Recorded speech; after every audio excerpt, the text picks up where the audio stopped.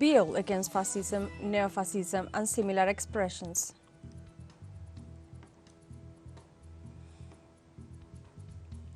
In Argentina, social and political organizations pay tribute to the veterans and martyrs of the Malvinas Island War. And the international community condemns the Israeli attacks that killed 7 foreign aid workers delivering food in their Al-Bala in the Gaza Strip.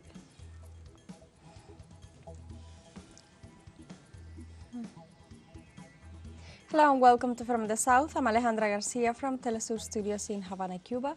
We begin with the news. In Venezuela, the National Assembly approved the first discussion of the bill against fascism, neo-fascism, and similar expressions proposed by President Nicolás Maduro. The presentation of the text was made by the Executive Vice President Delcy Rodriguez, who assured that with this initiative, Venezuela is once again at the forefront of the world actions in defense of peace. The Vice President also stated that the bill seeks to criminalize hate speech, supremacist attitudes, and attacks on democracy in the country. She also explained that the measure aims to confront destabilizing actions promoted by the national oligarchy against the working classes and social justice.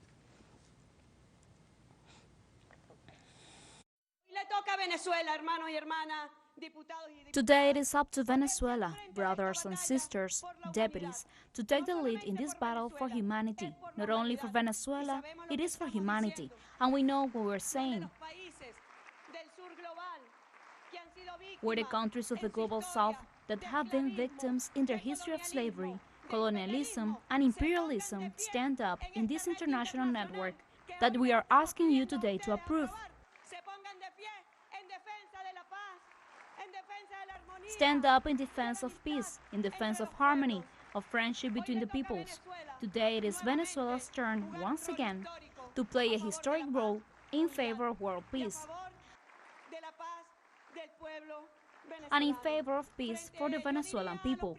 I would say that the main challenges facing humanity today are the climate emergency and the rise of fascism. They are the real threat to humanity. The President of the National Assembly of Venezuela, Jorge Rodriguez, pointed out that the serious crimes committed against humanity have their origin in fascism. All the most serious crimes against humanity, from slavery, genocide, extermination, forced disappearance, all have their origin in the fascist conception that the other is inferior to you. That is why it is so important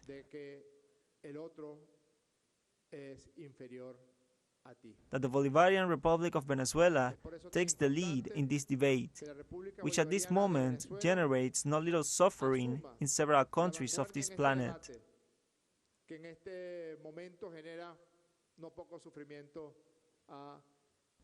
The origin of Netanyahu's genocide is in his fascist conception of life, the origin of the suffering that the Argentinian people are experiencing at the moment.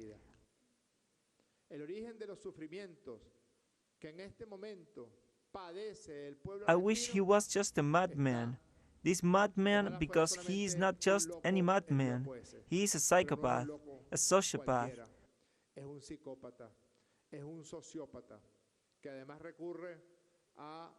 who also resorts to smoke pots to inoculate, to deactivate all the mechanisms of social protection for the Argentinian people. In Argentina, social and political organizations paid tribute to the veterans and martyrs of the Malvinas Island War and urged to strengthen the struggle to recover that territory. During an event in the Cenopath of Pilar Municipality, Buenos Aires, Governor Axel Kicillof pointed out that sovereignty is not just an April 2nd speech, it is not just carrying symbols. The governor asked the Argentine people to bring the question to more current struggles while rejecting the interference of a foreign power on the Argentine sea. At the same time, President Javier Milei was contradictory in his speech as he expressed his sympathy for the British Empire and then Prime Minister Margaret Thatcher.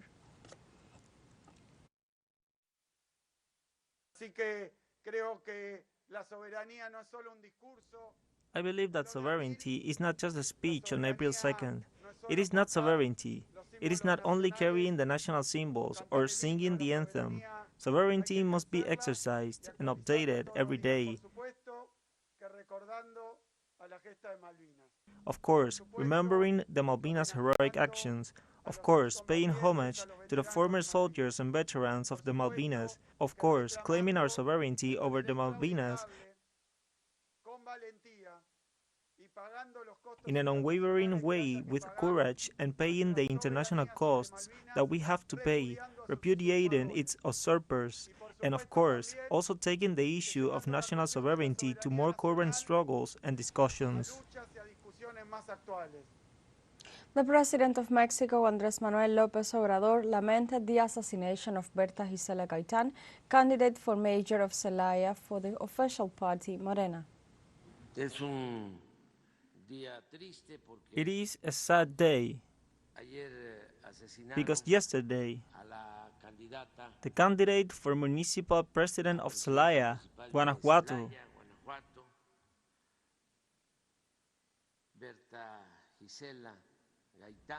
Berta Gisela Gaitán, was murdered.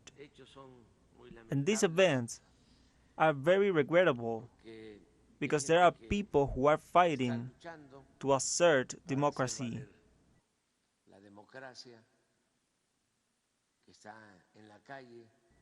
Perhaps in the streets, showing their faces, fighting for others, and it hurts a lot that this happens in our country and anywhere else.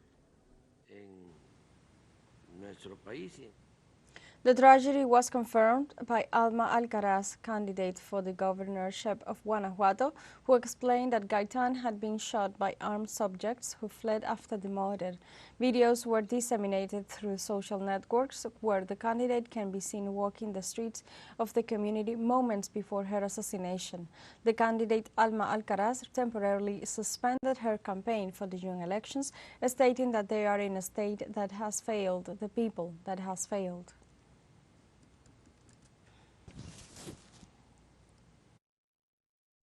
The Deputy Director General of the U.S. Department of Cuba's Ministry of Foreign Affairs, Johanna Tablada, assured the new report on the alleged sonic attacks against the United States is a political operation. During an interview with the U.S. news agency Associated Press, Tablada said that the so-called Havana Syndrome does not exist, is not included in any disease registry, and has truly been the Washington Syndrome since the beginning. According to the official, the recent report by CBS, which is a powerful news channel in the United States, is untenable and unexplainable. It is represented not as a journalistic investigation, but as a political operation and as a propaganda operation. The report excluded that there is no evidence that the reported symptoms could have been caused by external actions.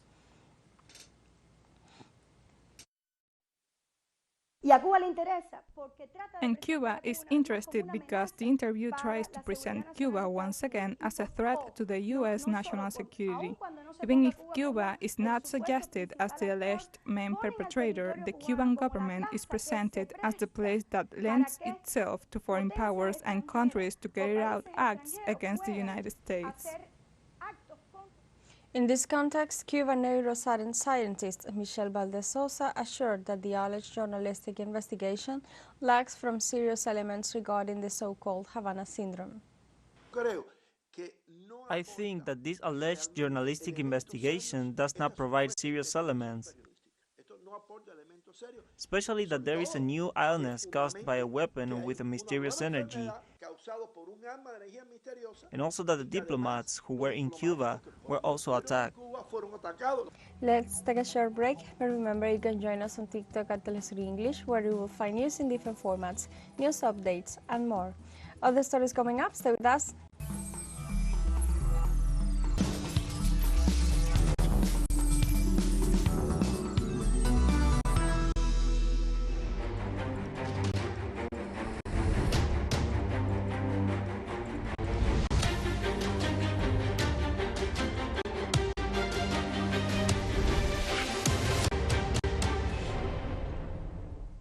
Welcome back.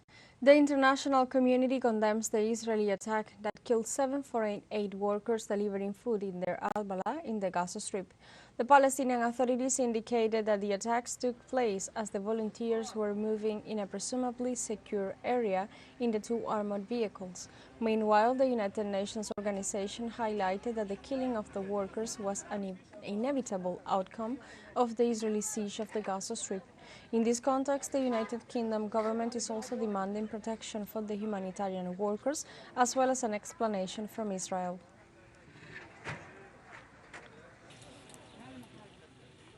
In the United Nations announced the dispatch of a mission to Al-Shifa Hospital in the city of Gaza following the withdrawal of the Israeli occupation forces from the facilities.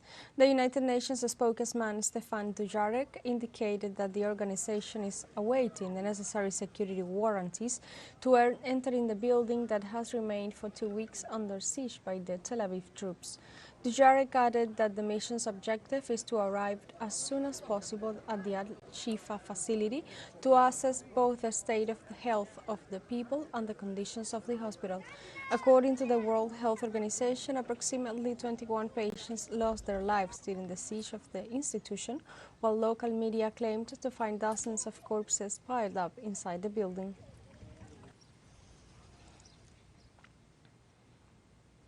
In Israel, demonstrators blocked Highway 4 to protest against compulsory military service. Hundreds of ultra-Orthodox Jews have waved banners saying to jail, not to the army, and we will die rather than be drafted.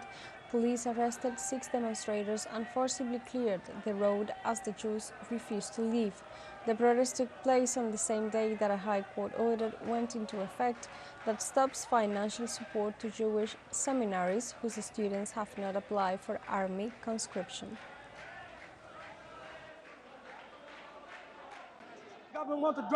The Israeli government wants to recruit US for the Israeli army. That is why it is considered irreligious for US. That's why we prefer to die rather than go to the Israeli army. We are demonstrating against the government, against the High Court. We will not go to the army. We prefer to die and not go to the army. The Israeli parliament passed a bill giving top ministers the authority to ban the Al Jazeera news channel. The bill, approved by 70 votes to 10, grants the authority to prohibit the transmission of content from foreign channels that are considered hostile, in addition to the closure of their offices in Israel. In this sense, after the approval of the bill, Prime Minister Benjamin Netanyahu stressed that he will take measures to prevent the Qatari media Al Jazeera from broadcasting from Israel, since he assured that it was involved in the Al-Aqsa flood operation of last October 7th.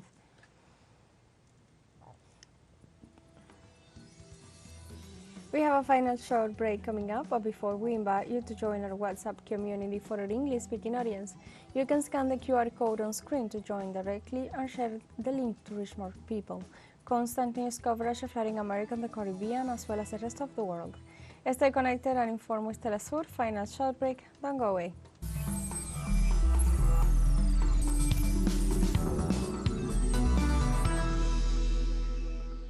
Welcome back to From the South. Russian President Vladimir Putin assured that Moscow will find all those responsible and beneficiaries of the Crocus City Hall crime. The head of state stressed that Moscow will not be satisfied with the direct perpetrators of the brutal crime, but will also look for all those who indirectly took part in the incident. The Russian president further detailed that the performance of all supervisory and control services responsible for the Crocus City is being thoroughly evaluated. Meanwhile, the Russian Investigative Committee confirmed the arrest of a suspect involved in financing the attack, as well as the collection of evidence proving a Ukrainian connection to the perpetrators. Nigerian President Bola Tinubu's administration has decided to sell 3 aircraft from the presidential air fleet as part of cost-cutting measures in the country. The nation, citing an unnamed government source, notes that the president ordered to reduce the fleet, comprising 6 aircraft and 4 helicopters, due to concerns over rising maintenance costs.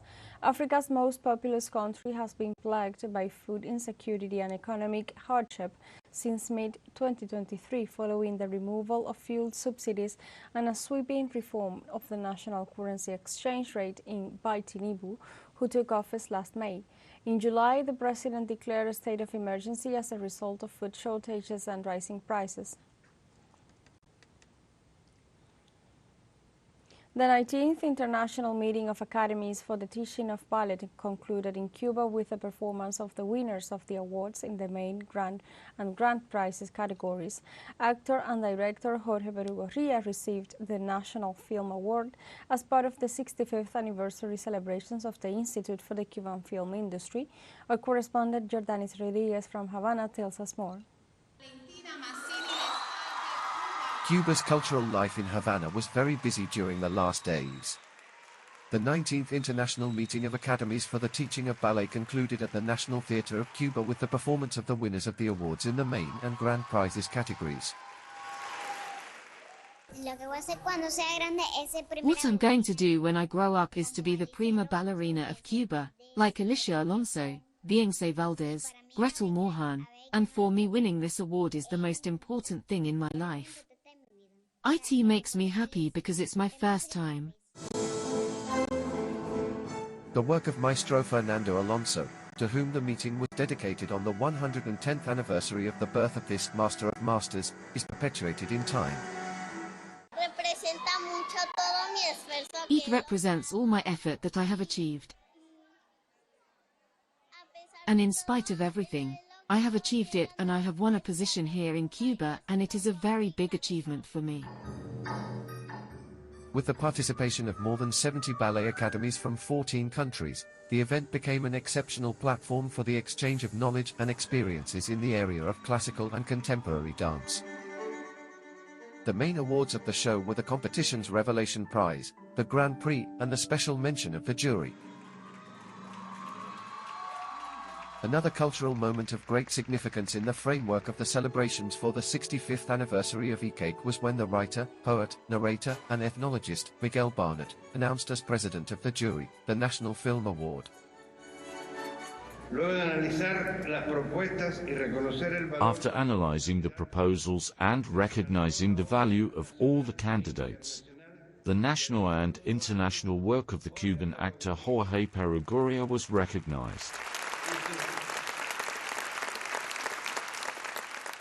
He is a versatile artist and embodies the deepest values of the national identity. The laureate had emotional words for his professors, colleagues, family, and Cuban cinema. This commits me even more than I have always been with the Cuban cinema. May there come an era of reconciliation. May we respect the differences among filmmakers. And may we ask to work together for the Cuban cinema. Long live Cuban cinema. The ceremony also included the awarding of the Alejo Carpentier Medal to outstanding workers in the sector and filmmakers for their relevant merits and contributions to Cuban culture. On this 65th anniversary of the Cuban Institute of Cinematographic Art and Industry, the 65th anniversary commemorative seal of ICAIC was also awarded to those who, from different areas, have devoted part of their lives to the seventh art. Jordanis Rodriguez Laurencio, teleSUR, La Habana, Cuba. We have come to the end of this news brief, but you can find these and many other stories on our website at telesurenglish.net and join us on social media, Facebook, X, Instagram, Telegram, and TikTok. For teleSUR English, I'm Alejandra Garcia. Thank you for watching.